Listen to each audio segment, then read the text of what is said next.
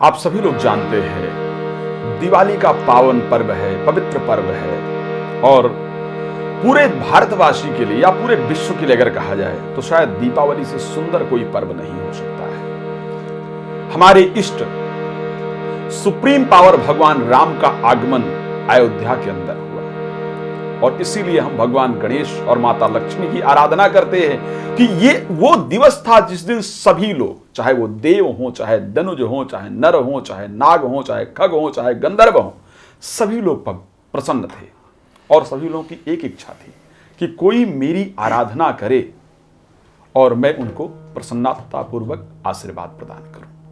लेकिन वो श्री रामचरितमानस के अंतर्गत भी गोस्वामी तुलसीदास जी ने कुछ गूढ़ रहस्य का वर्णन किया है। कुछ ऐसी चौपाइयां हैं जिनका स्मरण करने से प्रभु राम, भगवान हनुमान जी और गणेश और लक्ष्मी जी का शुभ आशीर्वाद प्राप्त होता है। हम सभी लोग दीपावली के मौके पर बड़ी बड़ी पूजाएं करते हैं, बड़ा बड़ा आयोजन करते हैं। ये खराब नहीं है, बिल्कुल किया जाना चाहिए। बड़ा आयोजन, बड़ा पूजन, दीपोत्सव किया जाना चाहिए। लेकिन अगर श्री रामचरितमानस की कुछ चौपाइयां हैं जिनका स्मरण दीपावली के दिन कर लिया जाए तो निश्चित रूप से प्रभु के आशीर्वाद से जो लाभ हम बड़े बड़े पूजन से नहीं प्राप्त कर सकते हैं। हम दीपावली में अधिकतम मैंने देखा है कि लोग किस लिए पूजन करते हैं, मेरे घर में लक्ष्मी रहे।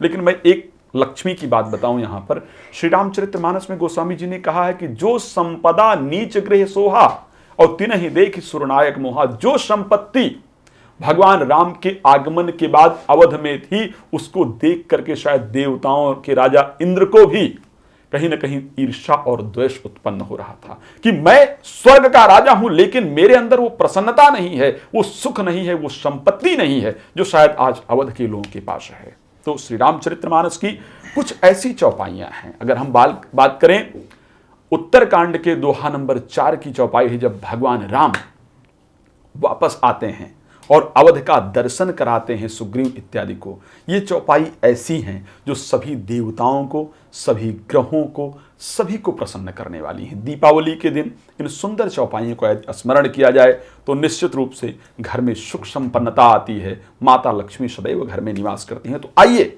हम सभी लोग एक भजन के माध्यम से भगवान राम के उस स्मरण को, उस वक्त को स्मरण करें, उसको पहचाने। ऐसा महसूस होना चाहिए कि आज हम भगवान राम के उस उत्सव में सम्मिलित हैं, आज हम अवध में सम्मिलित हैं, तो निश्चित रूप से प्रभु की कृपा प्राप्त होगी। आप सभी लोग मेरे साथ सुंदर तरीके से पहले भजन गाएंगे, उसके बाद हम उन चौपाइयों को जरूर यहाँ पर अंकित करेंगे और गाने का प्रयास करेंगे। आई गए रघुनंदन सजवा दो द्वार द्वार, स्वर्ण कलश मंगवा दो, बंधवा दो बंधनवार।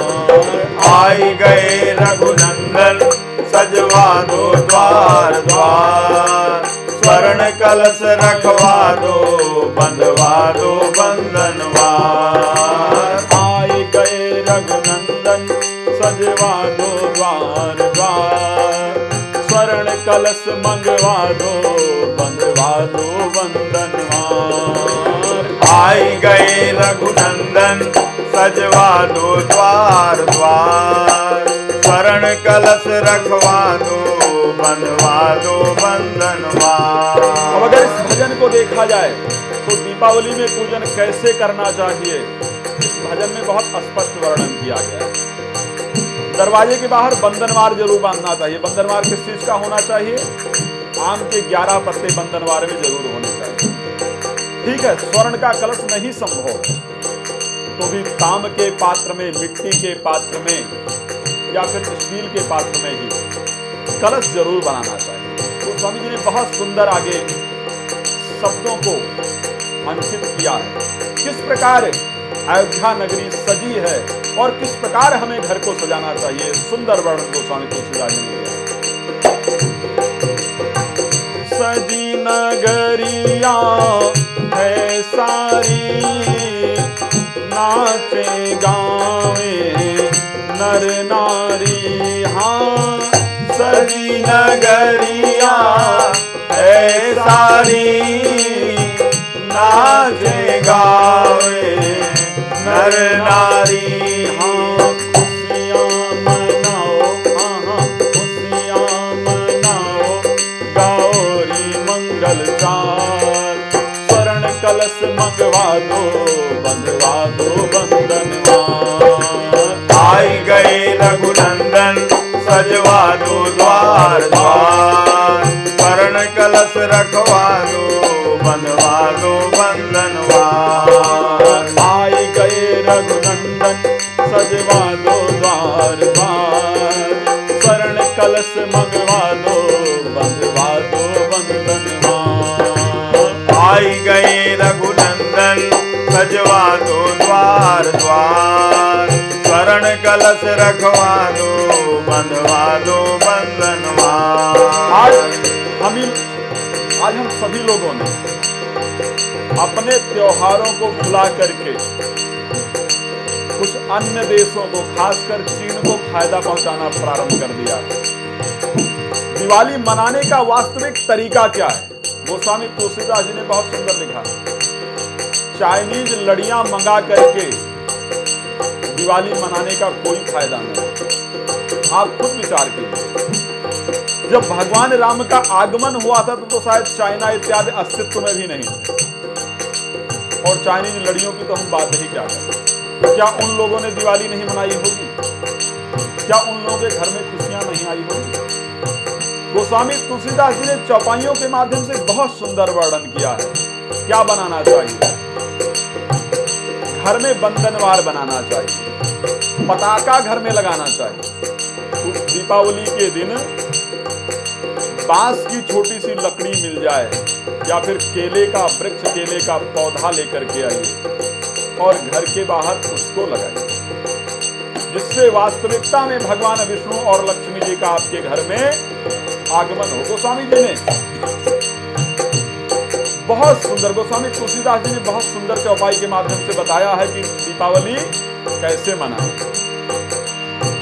बंधनवार पताका के तू सबिन बनाए, मंगल है तू बंधनवार पताका के तू सबन बनाए, मंगल है तू। खुशियां मनाओ, हाँ खुशियां मनाओ, गाओ री मंगल चार।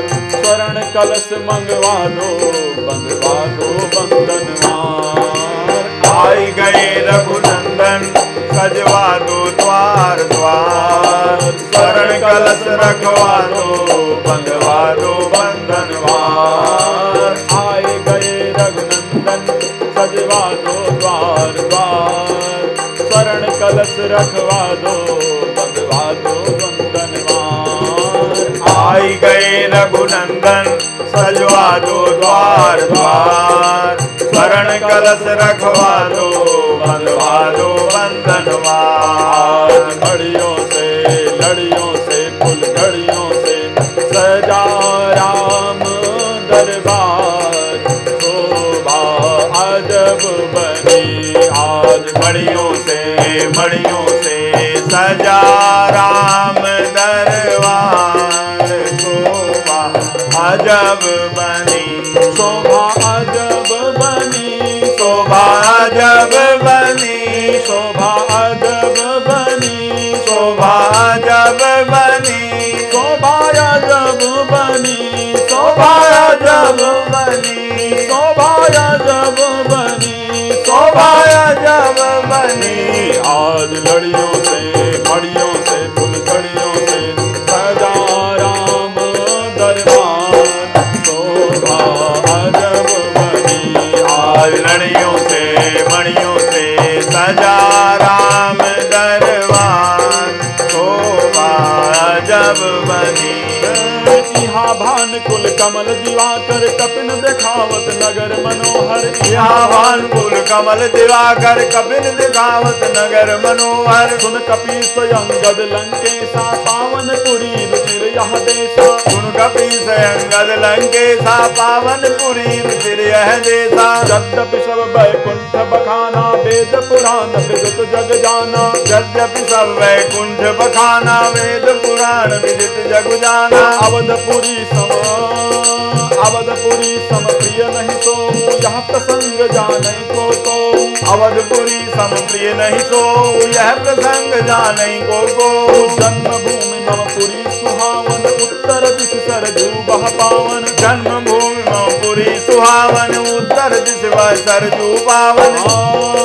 जाम जनते बिनहि प्रयासा, मम समीप नर पावहि आसा। जाम जनते बिनहि प्रयासा, मम समीप नर पावहि बासा। लागी अजब अपार शोभा अजब बनी, आज मड़ियों से लड़ियों से फुलझड़ियों से सजा राम दरबार। शोभा अजब बनी, आज मड़ियों से फुलझड़ियों से सजा राम दरबार। शोभा अजब बनी, आज मड़ियों से लड़ियों से फुलझड़ियों से सजा राम दरबार।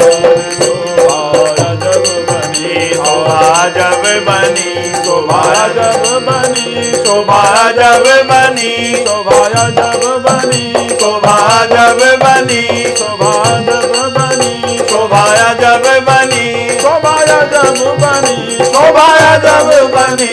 आज मड़ियों से लड़ियों से फुलझड़ियों से सजा राम दरबार। शोभा जब बनी, आज लड़ियों से मड़ियों से फुलझड़ियों